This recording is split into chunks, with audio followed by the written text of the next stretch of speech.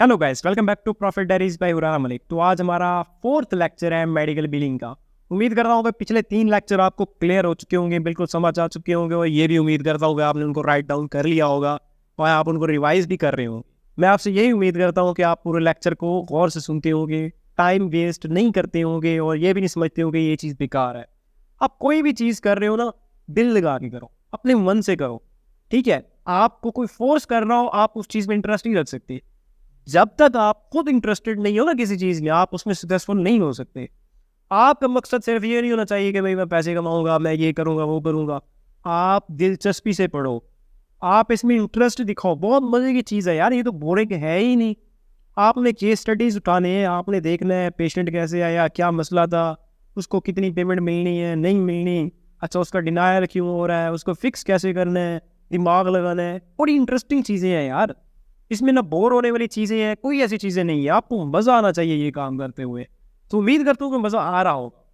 अब मज़ीद जो लेक्चर हैं उसमें केस स्टडीज़ करेंगे तो आपको आइडिया हो जाएगा कि भाई आपने जो कुछ पढ़ा है क्या आप उसमें अभी थोड़े बहुत एक्सपर्ट हो। आप खुद को उसमें रेट करोगे आउट ऑफ 10 कि भाई मैं कहाँ पे स्टैंड करता हूँ। तो आगे हमने केस स्टडीज़ करनी है। तो आज का जो लेक्चर है, आज हम स्टेप्स देखेंगे, ठीक है।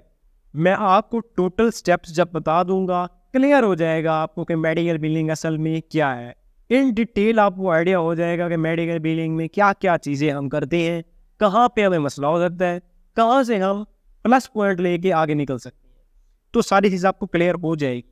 अब मैं पहले आपको ना अपनी ज़बान में एक सरसरी सा ओवरव्यू दे देता हूँ कि स्टेप्स होते क्या हैं, क्या होता है, कैसे पेशेंट आता है, कैसे जाता है, उसके टोटल कॉस्ट क्या बनती है, कितने वो पे करते हैं, कितने नहीं करते, डिनायल्स कैसे लगते हैं, उनको हम फिक्स कैसे करते हैं, रिसबमिशन कैसे होती है। मैं आपको सरसरी सा आइडिया देता हूँ। उसके बाद हम स्क्रीन पे जाते हैं और वहाँ पे मैं आपको डिटेल के साथ एक एक स्टेप, जो कि टोटल 10 स्टेप है, उन सब स्टेप्स को डिटेल में स्क्रीन पे समझाऊंगा। फिलहाल आप सरसरी सा एक ओवरव्यू ले लें। फॉर एग्जांपल, एक बंदा है जिसे पेन हो रहा है, ठीक है, बैक पेन भी हो सकता है, कोई हेडेक हो सकता है, कुछ भी हो सकता है। तो सबसे पहले वो क्या करता है कि अपॉइंटमेंट लेता है फिजिशियन से, हेल्थ केयर प्रोवाइडर से, हेल्थ केयर प्रोफेशनल से, डॉक्टर से। वो कॉल करेगा भाई मुझे आपसे अपॉइंटमेंट चाहिए, मुझे ये मसला है, मैं आपसे मेडिसिन लेना चाहता हूँ, ये जो भी जैसा अपॉइंटमेंट होता है वो लेगा। उसके बाद जो वहाँ पर रिसेप्शनिस्ट होंगे वो उसकी कॉल उठाएंगे, उसको टाइम देंगे कि भाई आप इस टाइम आ सकती हैं। उसके साथ साथ वो उससे नेम पूछेंगे, एज पूछेंगे, उसका इशू पूछेंगे। पाकिस्तान में क्या होता है, इंडिया में क्या होता है कि उस पेशेंट की ना फाइल तैयार की जाती है, जबकि यूएसए के अंदर उस बंदे की फाइल तैयार नहीं होती। सारा जो डाटा होता है वो ऑनलाइन कंप्यूटर के अंदर होता है। तो सारा डाटा रिसेप्शनिस्ट ने किसके अंदर डाल दिया, कंप्यूटर के अंदर डाल दिया। अब उसको फिक्स डेट दी गई, फॉर एग्जांपल 15 की। 15 को वो बंदा क्लिनिक के अंदर जाएगा। उसका जो सारा डाटा है वो फिजिशियन को, वो डॉक्टर को भेज दिया जाएगा रिसेप्शनिस्ट के थ्रू। उसका टाइम आएगा कि 5 बजे आपका अपॉइंटमेंट है। 5 बजे वो जब डॉक्टर के पास जाएगा, डॉक्टर उसका एग्जामिनेशन करेगा, उसकी डायग्नोसिस करेगा कि क्या क्या इसको मसला है। उसके बाद वो एक रिपोर्ट तैयार करेगा, वो रिपोर्ट भी अपने कंप्यूटर के अंदर तैयार करेगा और वो ऑनलाइन रिकॉर्ड हो जाएगी। उसके बाद वो उसको प्रेस्क्राइब करेगा, कोई टेस्ट कराना है तो टेस्ट कराना पड़ेगा, और टेस्ट नहीं कराना तो ट्रीटमेंट की तरफ जाएगा। वो उसके प्रेस्क्रिप्शन करेगा कि आपको ये मेडिसिन लेनी चाहिए। वो सारी चीज़ें भी किसके अंदर आ जाएंगी, कंप्यूटर के अंदर आ जाएगी, ऑनलाइन रिकॉर्ड के अंदर आ जाएगी। उसके बाद उस पर जितनी कॉस्ट बनी है वो भी कहीं पे लिखी नहीं जाएगी, वो सारा भी आपके कंप्यूटर के अंदर आ जाएगा, ऑनलाइन आ जाएगा। ये सारा सिस्टम ऑनलाइन चलता है। उसका जितना भी बिल बना, अब उसमें से अलाउड अमाउंट होती है। फॉर एग्जांपल कुछ अमाउंट, फॉर एग्जांपल 1000 का जो ना 1000 का उसका टोटल बिल बना, उसमें से उसने $200 राइट ऑफ कर दिए, उसको डिस्काउंट दे दिया, पीछे रह गया $800। $800 में से अब उसकी पॉलिसी क्या है। कुछ इंश्योरेंस होती है 70-30 होती है, कुछ 40-60 होती है। हर इंश्योरेंस कंपनी की अपनी पॉलिसी है। कोई 100% दे देती है, कोई 70-30, कोई 40-60। जैसे मैं आपको बता चुका हूँ, हर इंश्योरेंस कंपनी की अपनी पॉलिसी होगी। तो हमें क्या किया जाएगा, हमें मेडिकल बिलर्स को वो सारा डाटा प्रोवाइड किया जाएगा, रिसेप्शनिस्ट का भी, डॉक्टर ने जो रिपोर्ट दी वो भी, उसने जो ट्रीटमेंट किया वो भी, उसके बाद उससे जो कॉस्ट आई वो भी, और उस बंदे की जो फ़ोन नंबर था वो, और जिस इंश्योरेंस कंपनी से वो इंश्योर्ड है उस कंपनी का नेम, फ़ोन नंबर और हर चीज़ वो भी हमें प्रोवाइड की जाएगी। अब हम देखेंगे कि भाई इस इंश्योरेंस कंपनी की पॉलिसी क्या है, ये क्या देती है, 30-70 दे रही है, 40-60 दे रही है, या 100% दे रही है। उसके बाद हम क्या करेंगे, पहले तो उसकी एलिजिबिलिटी चेक करेंगे कि भाई ये बंदा एलिजिबल है, इंश्योरेंस के अंदर आता है, क्योंकि इंश्योरेंस भी तो उन्हीं की होती है जो एनुअली पे कर रहे हो। एक इंश्योरेंस कंपनी तभी इंश्योर्ड करती है पर्सन को अगर वो एनुअली फीस दे रहा है अपनी। तो हम चेक करेंगे एलिजिबल है कि नहीं है, इसके कोई डिडक्टिबल्स या इसके कोई प्रीवियस कुछ रहता तो नहीं है, या सारा 100% पे कर चुका है, नहीं कर चुका, क्या सीन है। बारहली डिडक्टिबल्स और ये सारा हम टर्मिनोलॉजी में देख चुके हैं, मजीद भी आगे देखेंगे, तो टेंशन नहीं लेनी है भी। जो टर्म्स हैं उनको मजीद एक्सप्लेन मैं करूँगा। तो अब क्या हो गया कि हमने एलिजिबिलिटी चेक कर ली, फॉर एग्जाम्पल वो एलिजिबल है, तो उसके बाद हमने क्या करना है, उस बंदे का ना क्लेम सबमिट कर देना है। ठीक है, क्लेम सबमिट कर देंगे, अगर तो सारी चीज़ें हैं ठीक, तो वो इंश्योरेंस उसको एक्सेप्ट कर लेगी, अप्रूव कर लेगी और पेमेंट पोस्टिंग हो जाएगी। उस बंदे को जितने परसेंट मिलना है, अगर 100% उसका थी पॉलिसी के अंदर 100% मिलेगी, 30-70 थी तो उस हिसाब से मिलेगी। अगर उसके डिडक्टिबल्स रहते हैं तो उसमें से काट के जो बचते हैं वो पे कर देगी। तो ये सारा सिस्टम होता है। अगर इन केस उसका जो क्लेम है वो हो जाता है रिजेक्ट या फिर डिनाइल की तरफ चला जाता है, तो उसके बाद क्या होगा, उसके बाद क्या होता है, हम उसकी फिक्सेशन की तरफ जाएंगे। अब होता क्या है कि कुछ जो कंपनीज होती हैं वो सिर्फ 6 दिन के अंदर अंदर अपना जो है ना क्लेम सबमिशन की डेट देती हैं कि अगर तो आपकी जो कॉस्ट थी, जो बिल था, वो 6 दिन पहले बना और तो आपने 10वें दिन उसका क्लेम भेजा है तो ऑलरेडी रिजेक्ट हो चुका है। कुछ कंपनीज होती है 90 डेज तक, ये मैक्सिमम बता रहा हूँ, 90 डेज से ऊपर क्लेम सबमिशन डेट नहीं हो सकती। 90 डेज देती हैं कि 90 दिन के अंदर आपने क्लेम सबमिट करना है। पहले तो आपने सबमिशन डेट चेक करनी है कि ये जो इंश्योरेंस कंपनी है वो कितनी डेट दे रही है, कि कितने डेज के अंदर हम उस क्लेम को सबमिट कर सकते हैं। पहली चीज़ आपने ये चेक करनी है, वो चीज़ चेक कर ली। उसके बाद आपने देखना है कि इसका इशू कहाँ पे आ रहा है, उसके कोपे का मसला आ रहा है, उसके डिडक्टिबल्स का मसला आ रहा है, इशू कहाँ पे आ रहा है। जहाँ पे भी इशू आ रहा होगा आप उनको कॉल करेंगे, आप इंश्योरेंस कंपनी को भी कॉल कर सकते हैं, आप पेशेंट को भी कॉल कर सकते हैं, आप वो सारा इशू रिजॉल्व करोगे। इशू रिजॉल्व करने के बाद अपनी तरफ से फुल कोशिश करोगे कि उसको आप फिक्स करो और उसको रीसबमिशन की तरफ लेके जाओ। इन केस अगर 90 डेज वाला सीन हो जाता है या दूसरा भी सीन हो जाता है तो वो टोटल रिजेक्ट है, उस पर आप रीसबमिशन कर ही नहीं सकते। तो इन केस अगर वो आपका रीसबमिशन का केस बन रहा है तो आप उसको रीसबमिट करोगे, उसके बाद आप उसको फॉलोअप करोगे। फॉलोअप करने के बाद आप जाओगे पेमेंट पोस्टिंग की तरफ, आप पेमेंट लेके अपने पेशेंट को दोगे। तो ये है आपका काम, ये टोटल स्टेप्स हैं। अभी स्क्रीन पे है, मैं आपको बारी बारी ये 10 स्टेप्स ना डिटेल के साथ एक एक करके समझाता हूँ। अभी तो मैंने आपको सरसरी बता दिया कि प्रोसेस क्या है, ये स्टेप्स नहीं थे, ये सारा प्रोसेस था। अभी यह स्क्रीन पे आपको एक एक मैं स्टेप समझाता हूँ।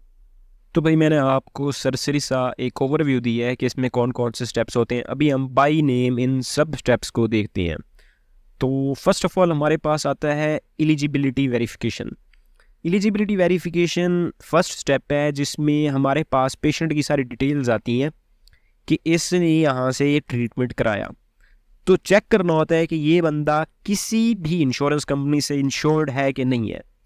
उसकी एलिजिबिलिटी चेक करनी है, उसकी लायबिलिटी चेक करनी है, ठीक है, कि वो किसी भी इंश्योरेंस कंपनी से इंश्योर्ड है नहीं है, क्या सीन है। और अगर इंश्योर्ड है तो किस पॉलिसी के अंडर है, उसका पॉलिसी नंबर क्या है, उसके बेनिफिट्स क्या है, वो 80-20 है, वो 70-30 है या फिर 100% है, वो सारी चीज़ एलिजिबिलिटी के अंदर आती है, ठीक है। उसके बाद सेकंड स्टेप पे आता है चेक पेशेंट डेमोग्राफिक। अब डेमोग्राफिक के अंदर हम क्या चेक करते हैं कि उसने क्या ट्रीटमेंट कराया, उससे पहले उसे क्या बीमारी थी, उसकी पेशेंट हिस्ट्री क्या है, ये सारी चीज़ें हम पेशेंट डेमोग्राफिक के अंदर चेक करते हैं कि सारा सीन क्या चल रहा है। उसके बाद बारी आती है स्टेप 3 पे कोडिंग की। ये बिलिंग के अंदर नहीं आता लेकिन कुछ लोग कर लेते हैं, ठीक है।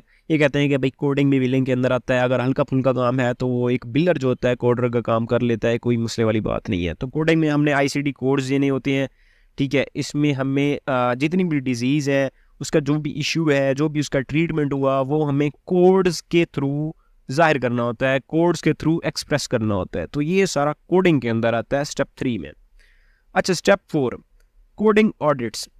उसने क्या किया, उसने कोडिंग कर दी, उसके बाद यहाँ पे आके बिल्डर का काम शुरू होता है, ठीक है। वो क्या करता है, वो सारे कोड्स को देखता है कि इसने कौन सा ट्रीटमेंट लिया, इसे कौन सी डिजीज़ थी, सारा कुछ देखने के बाद ये चेक करता है कि अब प्रोसीजर क्या चल रहा है और कितना प्रोसीजर हो चुका है और उस पर कितनी कॉस्ट आ चुकी है। तो ये सारा कोडिंग ऑडिट्स के अंदर आता है।